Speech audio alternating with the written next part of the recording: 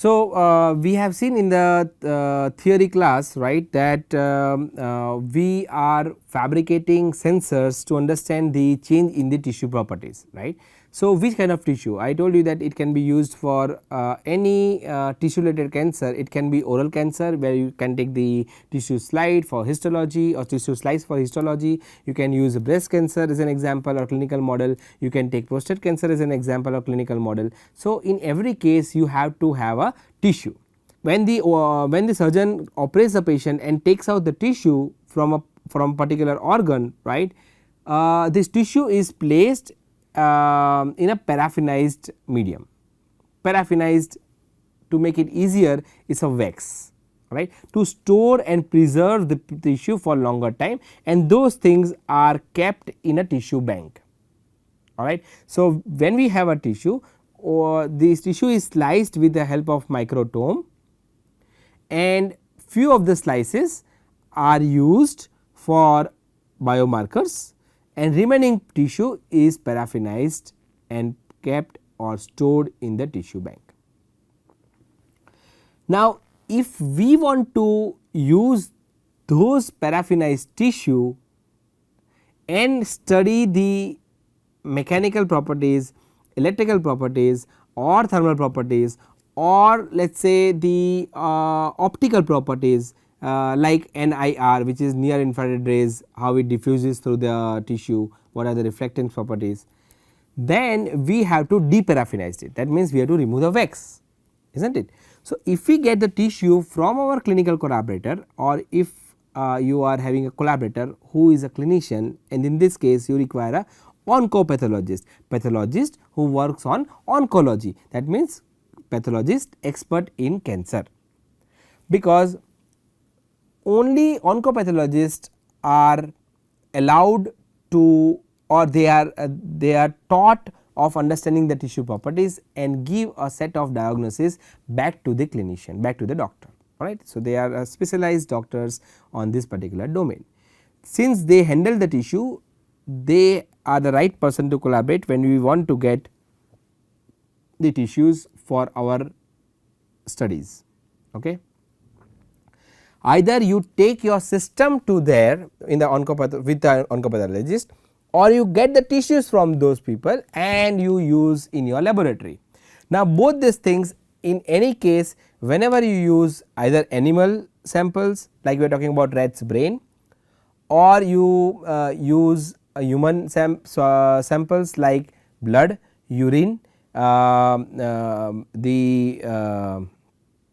tissues, right, then you need to get ethical clearance. Anything to do with animal or humans, you require an ethical clearance from the ethical committee, that is either in the institute or with the collaborators institute, right. Ethical clearance says that you are allowed to use this many subjects for your research, and it makes sense to use certain set of subjects. If I say I want tissues from 1000 subjects, why? Is the ratio same, right? What age group? Why I think that that particular age group and this particular set of subjects would be good enough to come up with a novel solution, and it is required for new research finding, right.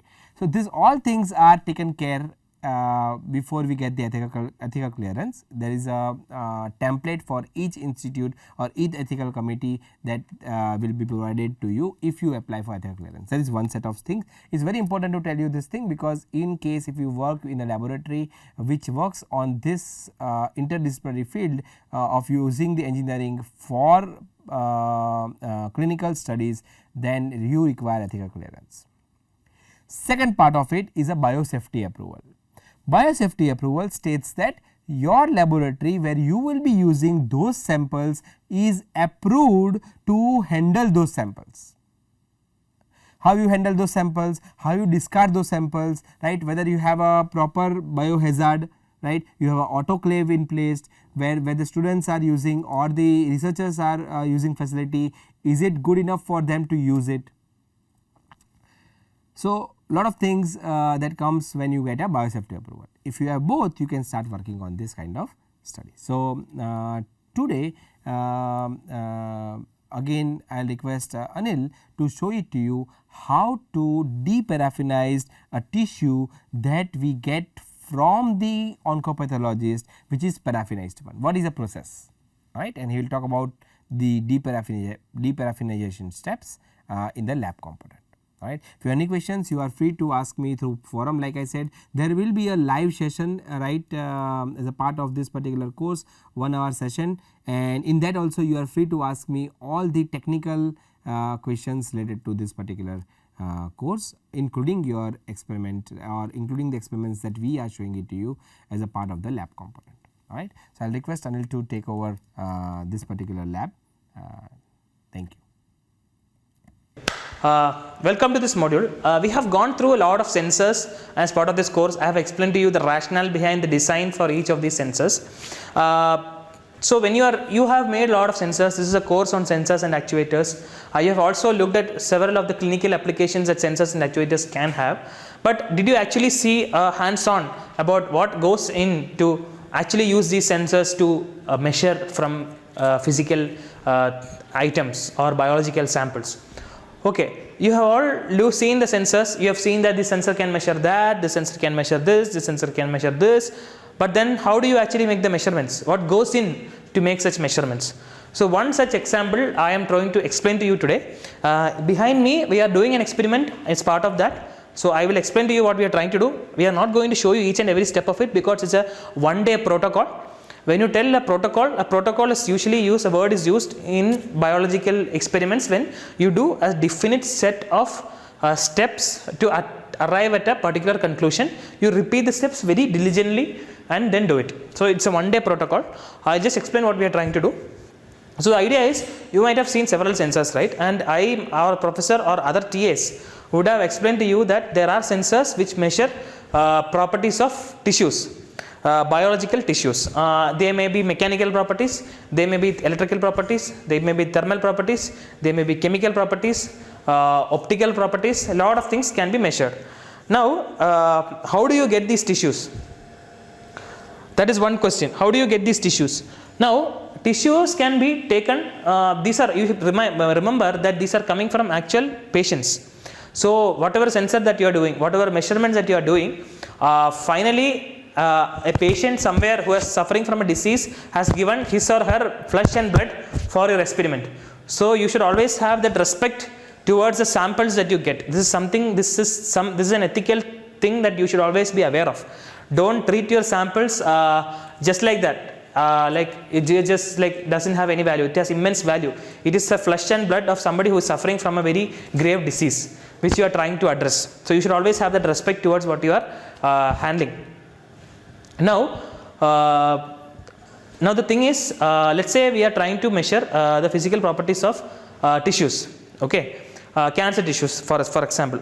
Let's say a lady has breast cancer and she goes to the clinic and already she is diagnosed, she knows that she is suffering from the disease, but the doctor says that okay, let's see how is your disease progressing, let's see that, and let's take a biopsy. So biopsy are of different types. There are fine needle aspiration cytology biopsies where a fine needle like your normal syringe needles like these. Syringe like this is not exactly FNAC needle, but this much thin needles, you may not be seeing it, that's fine. Very fine needles which you usually use to take blood are used to take cells from your breast, okay. Now that gives only cells. Now there are other biopsies called core biopsy. So this is a core biopsy needle. It has a diameter of 3 mm. Okay. Now this will be poked into the breast and then you take out the sample. It's a very painful procedure. They will put local anesthesia and take out the sample. Okay. Now core biopsy needle will give you a definite size of chunk of tissue from the body. There are other biopsies called excisional or incisional biopsies which are surgical procedures. These are not necessarily surgical procedures. These are just biopsy procedures. Surgical procedures is when a patient will actually undergo surgery and they will remove a part of the breast or other body part. That is called excisional biopsy or incisional biopsy. Okay. This is core biopsy. So for our projects we use core biopsy. So this core biopsy needle is there. So we receive tissue samples in formalin fixed, paraffin embedded tissue blocks. Okay, I will show you one such block. This is a tissue block. Okay, this is wax. The white color thing that you are seeing is wax. If you look at the center, you can see a yellow part. That is actually the tissue that is taken out from a patient. What they do is they will take out the tissue from the patient. They will put it in formalin. The formalin will freeze the cells in their structure. Okay, in a very layman's terms, and then that formalin fixed tissue will be embedded in paraffin or submerged in wax, then solidified, so that this can be preserved for a long time. As also sections from this, very fine sections from this, can be taken for biochemical analysis. Okay, so this is what is usually called in medical science as an FFPE block, formalin fixed paraffin embedded tissue block. Okay, so that you have seen. Now, okay, we started from where? We started from sensors, right? Why I am talking about formalin fixed tissue samples, biopsy, everything. Why are we talking about all these things? If you are into product design, if you are into making some engineering solution that is useful to the society, you should know all out what are the individual processes that are happening. So for you to define a sensor, for you to design a sensor with the best, in the best way possible, it is important that you understand the whole process, because your design will be more sound if you understand the whole process. Okay, so why are we telling all this to you? Because fundamentally this will define how the sensor that you use will measure the tissue sample that is used with the sensor, how it will measure the properties from the tissue sample, correct? So this step that she is doing behind me is the preparation of the tissue sample that finally goes and talks to the sensor, correct? Now I told you that we have a formalin fixed tumor block, right? You have seen the tumor block. Now from the tumor block, from the paraffin block, we will use this biopsy punch and take out uniform 3 mm diameter, 10 mm height cylindrical tissue blocks, cylindrical tumor blocks or normal blocks. Okay, now what are the processes for you that you have to do to get the tissue? What you have to do is, first there is a coating of paraffin, which is wax. You have to remove that. Then the paraffin has to be removed, and that is a fundamental goal. How do you do that? The blocks are first kept in an oven. You can see the oven behind me. It is kept in an oven for around 2.5 hours at around 60 degrees Celsius. It will melt the wax, but it will not remove the wax from the tissue. You should remember that. It will melt the wax. Once the wax is melted, you take the tissue from inside the oven and put it in xylene. It's called xylene treatment. So you have to put it in xylene in such an Eppendorf tube. You can see the Eppendorf tube in my hand. It's not focused, that's fine. This is an Eppendorf tube. It's a standard vessel that is used. You put the xylene in the Eppendorf tube. You put the tissue inside the Eppendorf tube. Okay. So that is after you take out from the oven. So that xylene, what it does is, it will remove the paraffin from the tissue or the wax from the tissue. Okay. Now you know that the tissue is what? Tissue is FFPE block, formalin fixed paraffin embedded. So for you to get back the tissue, you have to remove the paraffin embedding and you have to remove the formalin fixation, correct? Two things have to be done. Now what you have done, you have put the tissue inside the oven, heated it, and then you took it out. The wax would be in a melted form. You put it in xylene, okay? You put this in xylene, and the xylene will take out the paraffin from the tissue block. So you have to, there are some defined time and vortexing, centrifugation, etc. we have to do. And then what you will do is, let me show you a few things. So as I told you that first we will heat it in the oven. The oven is here. We have heated in the oven, we took it out, we put the tissue sample in xylene in an Eppendorf tube. The tube that I am holding in my hand is called an Eppendorf tube. It's 1.5 ml Eppendorf tube. Okay, you can see the black color substance inside the tube. That is a tumor sample. Okay, it is dipped in xylene. So what it does is, it will remove the wax that is melted, which was kept in the oven. You cannot keep it for a long time in xylene. We need to immediately do it, otherwise it will make the tissue stiffer. So we have one sample, and such Eppendorf tubes can be held using this carrier. You can see, and we have another sample here. Okay, so both samples you have seen. Now next thing what we have to do is, let's zoom out. What we have to do is then is to vortex it. So vortexing is very violent shaking. We have an equipment for micro vortexing, small level vortexing here. Let's see, let's focus there. So here we have an equipment for vortexing. So I will do it. So if I press it, it will start shaking the sample. So that is done. So now what vortexing does is, the wax that is there in the tissue, right, it will remove the wax violently or in a very abrasive manner from the tissue, correct. Now next step what we have to do is centrifugation. What does centrifugation do? It will separate out individual constituents. So you know that in this liquid you have seen it in up close. Now you are not seeing it up close, that's fine. In this liquid you have wax that is separated out. In this liquid you have wax that is separated out from the tissue and the tissue itself, but you need to separate it out properly, correct. For that you use the centrifugation apparatus. What it does is it will rotate this tube at certain RPM, okay, and then it will separate it out based on mass. Wax, because it is lighter, it will go up and the tissue will remain at the bottom. So that is why a centrifugation step is required. So if we do vortexing like this, next sample. Next, on the other side we have a centrifuge.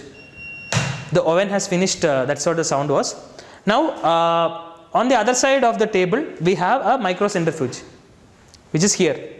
Put these tubes in the microcentrifuge and centrifuge it for 2 minutes at 4500 rpm. So you are keeping it inside the centrifuge, and then she has kept it inside the centrifuge. It's a microcentrifuge. There are different types of centrifuges that are available. It's a very small portable centrifuge. She has closed it. Now she will fix the RPM and it will start rotating. You may not be able to see the rotation inside because it's a very smooth machine. So it has started rotating. No, it has not yet started rotating.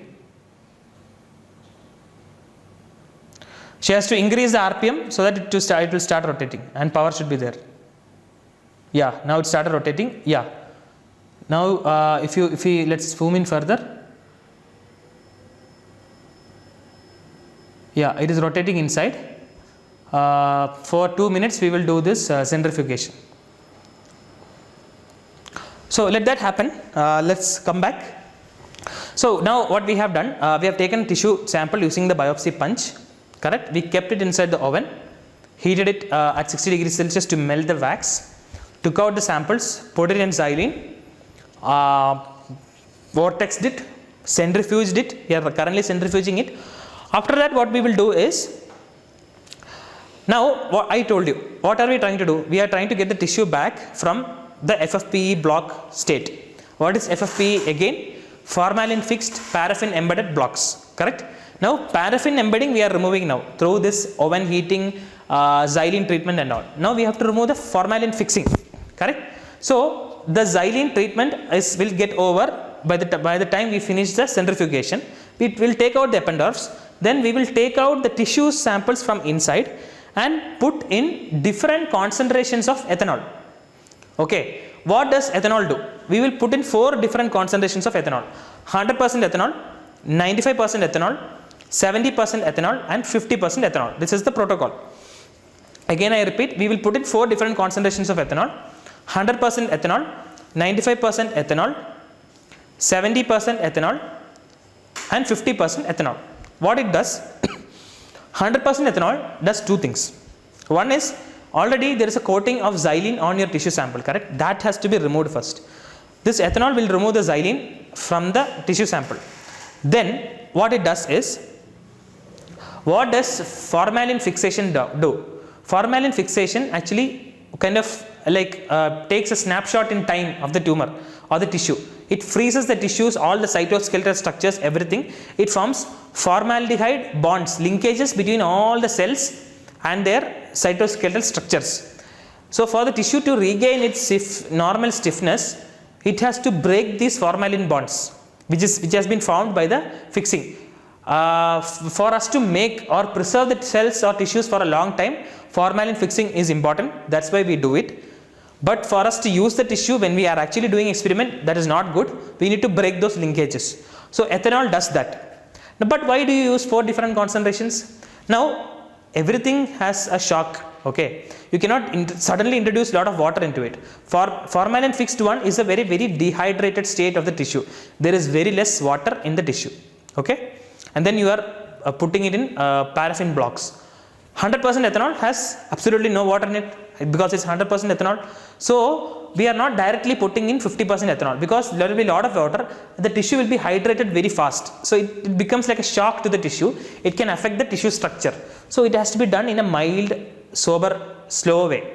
Okay, that is why we use different steps. So first we put in 100% ethanol. That 100% ethanol will remove the xylene from the tissue. Then it will actually start breaking the formaldehyde bonds.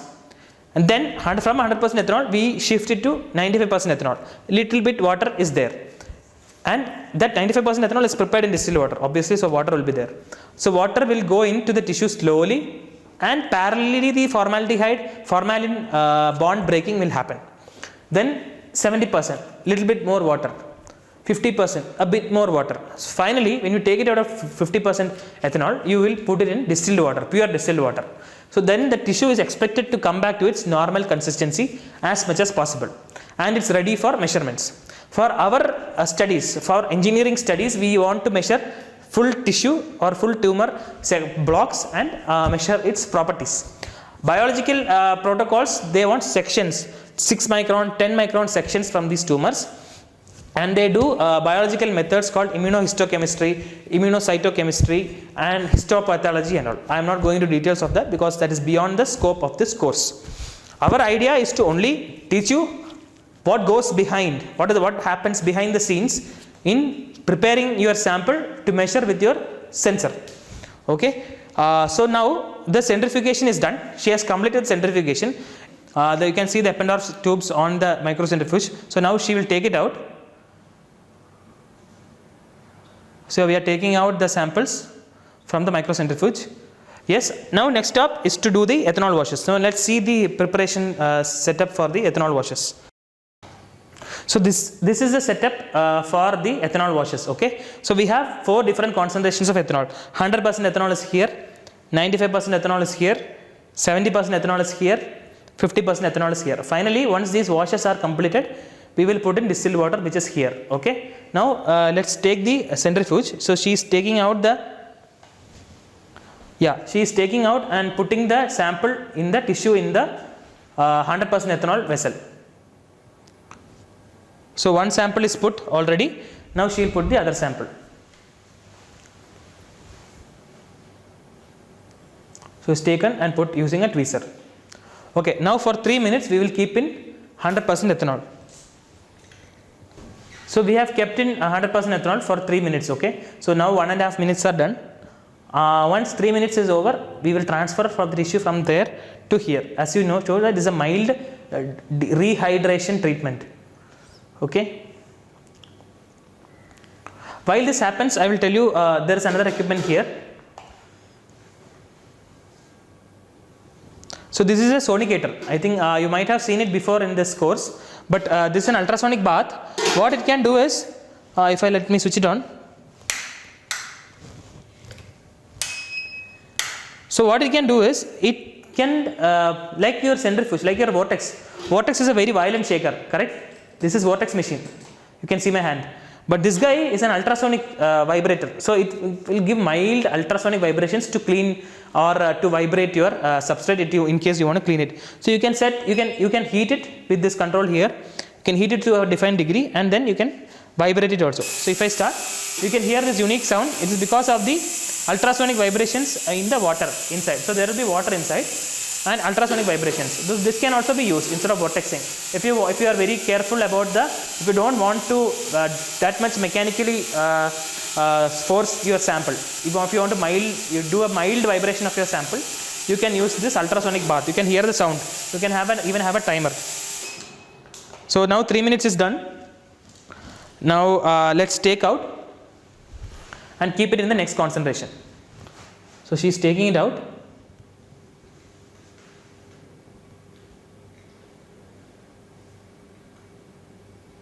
And she has kept it in the 95% ethanol concentration. You can see the samples falling into the ethanol. Yeah, you can see the samples inside the ethanol bottle.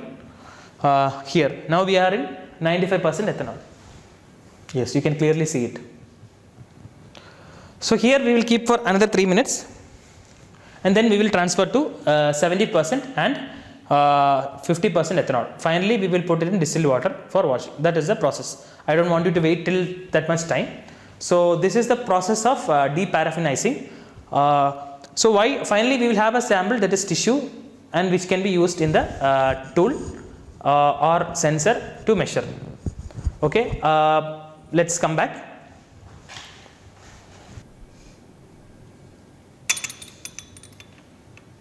It has become whiter, no? It has become whiter, no? Yeah, it's because we kept it in xylene for long. Is it? Yeah.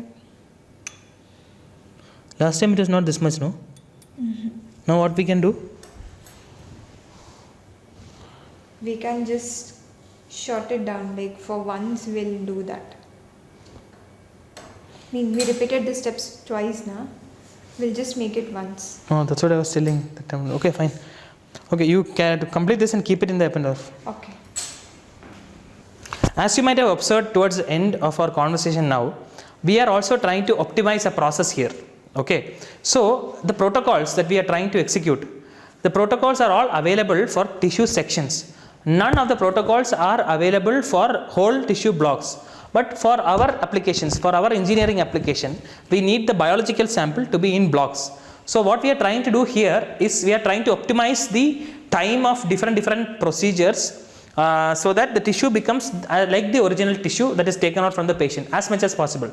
Not exactly, it's never possible. So it will become as soft as possible. So that's what I was talking to her, should we do that xylene wash 2 times, should we do it once only? So we are having a technical discussion, like should we do it or not, and how much time should we put in ethanol. So that's how you arrive at a protocol. You do 3-4 experiments and then you arrive at a protocol, and then that you keep as your standard process, and then you repeat for your samples. So I think you got a good overview of what happens behind the scenes before you actually test with the sensor. You need to prepare the biological sample.